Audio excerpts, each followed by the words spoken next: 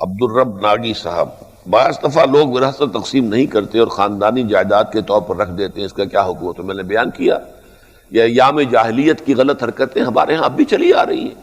میں نے بتایا تھا نا کہ یہ 6 جو ہیں گمراہیاں دنیا میں رہی ہیں۔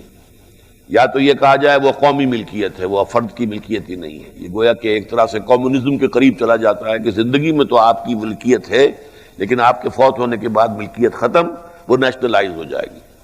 نمبر 2 یہ ہے کہ وہ قبیلے یا خاندان کی ملکیت ہو جائے۔ نمبر 3 یہ کہ ایک بڑا بیٹا جو ہے صرف وہی وارث ہو۔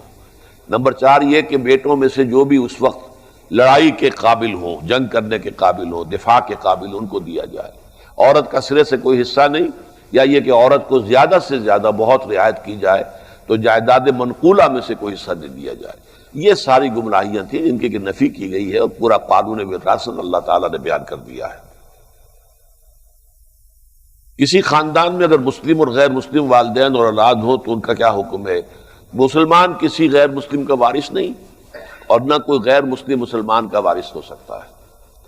اگر آپ کا بیٹا قادیانی ہو گیا ہے وہ آپ کی وراثت سے خارج ہے۔ اگر آپ کے والد جو ہیں وہ قادیانی تھے تو آپ کو ان کی وراثت نہیں ملے گی، آپ کا حق نہیں ہے اس پر۔ تو وفات پانے والی بیٹی کی وراثت کس طرح تقسیم ہوگی؟ اس کو کوئی حصہ نہیں ہے، وہ بس فوت ہو گئی تو ہو گئی، اس کا حصہ بھی گیا، کیونکہ دوسرے بیٹے اور بیٹیاں موجود ہیں۔ تقسیم ہونے سے پہلے بیٹی وفات پا گئی نا۔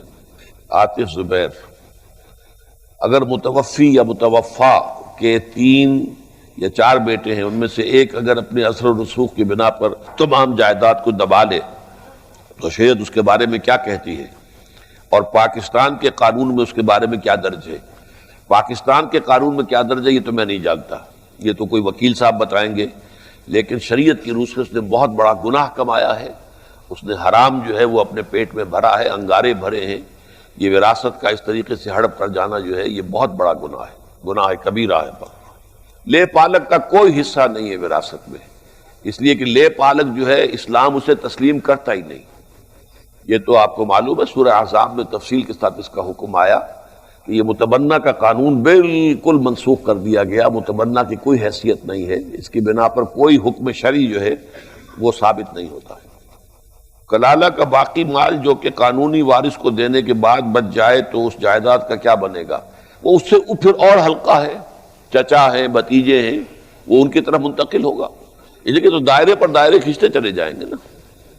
ڈاکٹر مسعود بٹ، غیر مسلم ممالک میں وراثت کی تقسیم کا طریقہ اسلامی ہوگا یا ملک کے قانون کے مطابق؟ یہ تو ملک پر دار و مدار ہے۔ امریکہ میں تو آپ نہیں کر سکتے اپنی وراثت کے مطابق، اپنے قانون کے مطابق، بھارت میں ابھی کر سکتے ہیں، اس لیے کہ پرسنل لا جو ہے بھارت والوں نے ابھی تک اپنا مسلمانوں نے برقرار رکھا ہوا ہے، اگرچہ اس کے لیے انہیں بڑی تحریک چلانی پڑی تھی۔ ہمارے ہاں جو ہے وہ ایوب خان نے وہ یتیم پودے کو وراثت میں شامل کر کے اسلامی قانون کی خلاف ورزی کی ہے، اس لیے کہ یہ سارے جو آئلی قوانین بنائے گئے تھے، حالانکہ آئلی قوانین سے اس کا کوئی تعلق نہیں، اس میں یہ یتیم پودے کی وراثت کا معاملہ بھی شامل کر دیا، اس لیے کہ یہ قوانین بنوائے تھے غلام احمد پرویز نے، وہ چونکہ ڈپٹی سیکرٹری تھا گورنمنٹ آف پاکستان میں، لہذا اس کے بیوروکریسی کے اندر اثرات تھے، رسوخ تھا، اور ایوب خان سے بھی قرب حاصل تھا تو اس نے اس کی وجہ سے وہ قوانین نافذ کروا دیے۔ ہندوستانی مسلمانوں نے آج تک جو ہے اپنے معاملے کو محفوظ رکھا ہوا ہے۔ انگریز نے بھی ہمیں یہ اختیار دیا ہوا تھا کہ آپ چاہیں تو اپنی وراثت جو ہے وہ شریعت کے مطابق فیصلہ کروا لیں، عدالت انگریز کی ہوگی، جج انگریز ہوگا یا انگریز کا مقرر کردہ ہوگا، لیکن وہ شریعت کے مطابق فیصلہ کرے گا، وہ مفتی حضرات سے پوچھے گا اور اس کے مطابق فیصلہ کر دے گا۔ اگر آپ شریعت کا حکم چاہتے ہیں، اگر آپ رواج کا حکم چاہتے ہیں تو پھر رواج کا حکم کرے گا۔ تو ہمارے بہت سے زمیندار لوگ خاص طور پر کھڑے ہو کر جو نہیں چاہتے تھے کہ ان کی جائیدادیں تقسیم ہو، اب ایک شخص کا جو ہے وہ 100 مربے کا مالک ہے، اگر وہ 2 بیٹوں میں 50-50 مربے ہو گئے تو وہ دہشت کہاں رہے گی پھر اس کی وہ طاقت، وہ دبدبہ 100 مربوں کے مالک کا جو ہوتا ہے 50 کا تو نہیں ہوگا، اور 50 آگے تقسیم ہو کر 1-2 مربع رہ گیا تو کیا ہو گیا؟ تو عوام بن جائیں گے، پھر عوام کا انعام، پھر ان کی وہ ریاست کہاں رہ جائے گی؟ لہذا وہ یہ ان کے ہاں اصول یہی چلتا تھا کہ بڑے بیٹے کی ساری ملکیت ہو ہندوؤں کے اصول کے مطابق۔ اس حوالے سے وہ اسٹیٹ جو ہے جو کہ تو برقرار رہے، لیکن یہ کہ انگریز تو اختیار آپ کو دیتا تھا کہ آپ چاہیں تو شریعت کا حکم کے مطابق فیصلہ ہو جائے، چاہیں تو آپ رواج کا لے لیں۔ کیا بینک میں جوائنٹ اکاؤنٹ کا وارث صرف ساتھی اکاؤنٹ ہولڈر ہوگا؟ جوائنٹ اکاؤنٹ اگر دو حضرات کا ہے تو سوال یہ ہے کہ اس میں سے کس کی وراثت آپ طے کر رہے ہیں، اس کا حصہ کتنا ہے۔ جوائنٹ میں یہ طے ہونا چاہیے نا کہ کس کا کتنا حصہ ہے، اس کے مطابق وراثت تقسیم ہوگی۔ کسی فلاحی یا اسلامی ادارے کو وصیت مکمل ملکیت کی جا سکتی ہے، وصیت پوری میں نہیں کی جا سکتی۔ اسلامی یا فلاحی ادارے کو 1/3 کی حد تک وصیت کی جا سکتی ہے، اس سے زائد میں وہ ایگزیکیوٹ نہیں ہوگی، نافذ نہیں ہوگی، تنفیذ نہیں ہوگی اس کی، لیکن یہ کی جا سکتی ہے 1/3 کی حد تک۔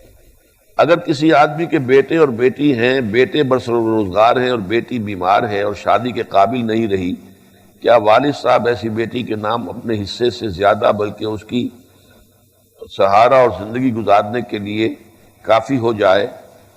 ڈر یہ ہے کہ کبھی بھائی اس کا خیال نہ کریں اور کسی کا محتاج نہ دیں تو کیا یہ جائز؟ ہاں، وہ اپنی ایسی بیٹی کو اپنی زندگی میں ہبہ کر سکتے ہیں، وصیت نہیں ہوگی، اس لیے کہ بیٹی بھی وارث ہے۔ تو جو لوگ اس کے قائل ہیں کہ وارث جو ہے اس کے لیے وصیت نہیں ہو سکتی، تو بیٹی کے لیے وصیت نہیں ہو سکتی، لیکن اپنی زندگی میں ہبہ کر سکتے ہیں، اس کے لیے جتنا چاہیں حصہ کر دیں، اس کا اختیار ہے انہیں، اور ایسا کرنے کا ان کو، جبکہ بچی اس طرح کی ہے، وہ اس کو ضرورت ہے سہارے کی، تو اللہ تعالیٰ کے ہاں بھی انشاءاللہ اس پر کوئی باس پرس نہیں ہوگی، کوئی گناہ کی بات نہیں ہوگی۔ محمد رمضان سلیم، وراثت کی تقسیم سے پہلے ادائیگی: نمبر 1 میت کی تجہیز و تکفین، نمبر 2 قرض کی ادائیگی، نمبر 3 اگر کسی کا کوئی ملازم ہو تو اس کی اجرت اس کی وراثت کی تقسیم سے پہلے ہوگی یا وراثت کے بعد؟ یہ تو قرض ہی شمار ہوگا نا۔ ملازم کی اجرت اگر ہے کسی کے ذمے، جو فوت ہوا ہے اس کے ذمے واجب الادا ہے، تو وہ قرض ہے، وہ قرض ہے۔ اگر باپ سنی ہے اور بیٹا شیعہ ہے تو اس کا جائیداد میں حق ہے یا نہیں؟ میرے نزدیک حق ہے، میں شیعہ سنی کی بنیاد پر تکفیر کا قائل نہیں ہوں۔ ٹھیک ہے، ایک گمراہ ہو سکتے ہیں جو بھی ان کو کہا جائے، لیکن یہ کہ ان کا کفر، ہاں اگر کوئی شخص قرآن مجید کو سمجھتا ہے کہ اس میں تحریف ہو گئی ہے، یہ قرآن وہ نہیں ہے جو حضور نے دیا تھا، وہ شخص انڈیویجولی وہ کافر قرار پائے گا، غیر مسلم قرار پائے گا، لیکن یہ ہے کہ محض کسی کے شیعہ ہونے سے اس کو کافر نہیں قرار دیا جائے گا، اور جب تک وہ مسلمان ہے تو اس کا حصہ وراثت کے اندر قائم رہے گا۔ سبحانک اللہم و بحمدک، نشہد ان لا الہ الا انت، نستغفرک و نتوب الیک۔